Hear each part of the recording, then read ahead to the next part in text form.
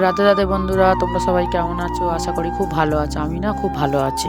কাল সকাল আবার একটা নতুন ভিডিও নিয়ে চলে আসলাম। চ্যানেলটা তো আমার নতুন, পারলে সবাই একটু পাশে থেকো। প্রথম ভয়েস দিচ্ছি তো, যে কোনো কিছু ভুল হয়ে থাকে একটু মানিয়ে নিও। সকালে উঠতে তো একদমই ভালো লাগে না, ঠান্ডার সময় কিছু করার নেই, কিন্তু উঠতে তো হবে।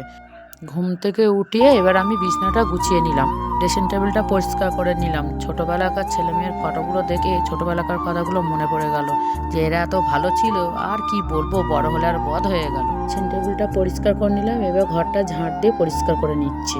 ঘরের যে কার্পেটটা পাতা আছে, এটা 1 বছর হয়ে গেছে, তাই একদিকে দেখো ছিঁড়ে গেছে। ওর মধ্যে ঝাঁট দিলে ওখান থেকে ধুলো ঢুকে যায়, কি করব, পরিষ্কার করতেই হবে। বাড়িতে তো দুদিন ছিলাম না, ফুল গাছে জল দেওয়ার কেউ ছিল না, তাই জন্য দেখো বাড়িতে জলটা দিয়েছি, কত সুন্দর লাগছে। বাইরে বেরিয়ে সব দিকে দেখালাম কেমন ওয়েদারটা, হালকা রোদ উঠেছে, কত সুন্দর লাগছে দেখো। ঘরের দরজা খুলতে না খুলতে দেখো হাঁসটা কলতলায় চলে আসছে, কি সুন্দর লাগছে। এইবার চলো উঠোনটা ঝাঁট দিয়ে পরিষ্কার করে নিই। উঠোনে খুব নোংরা হয়, পাশে একটা সৃষ্টি গাছ আছে, আগের দিন বলছিলাম, সেই সৃষ্টি গাছের পাতা পুরো উঠোনে পড়ে, সবসময় ঝাঁট দিয়ে পরিষ্কার করে রাখতে হয়। বাইরের কাজটা প্রায় শেষ হয়ে গেছে, হাত পা ধুয়ে চলে আসলাম ছোট ঘরে গোছাতে। আর দুপুরের রান্নাটা তোমাকে তো বলছি, কি রান্না, মাংস পালং শাক দিয়ে রান্না হবে আর ভাত হবে আজকে দুপুরে, এই রান্নাটাই।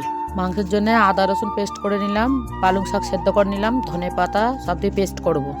কড়াইতে তেল দিয়ে আদা রসুনটা কষে মাংসটা দেব। অনেক বেলা হয়ে গেছে রান্না করতে, তাড়াহুড়ো করে রান্না করছি, তখন প্রায় 1:30টা বাজে।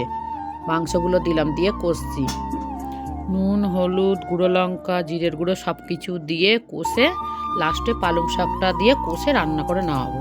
শীতকালে পালং শাকটা বেশি পাওয়া যাচ্ছে তো, ওই জন্য আমরা একটু মাংস দিয়ে সবসময় করি মাঝে সাঝে। মাংসটা ভালো করে কষে নিলাম, নিয়ে ঢাকা দিলাম।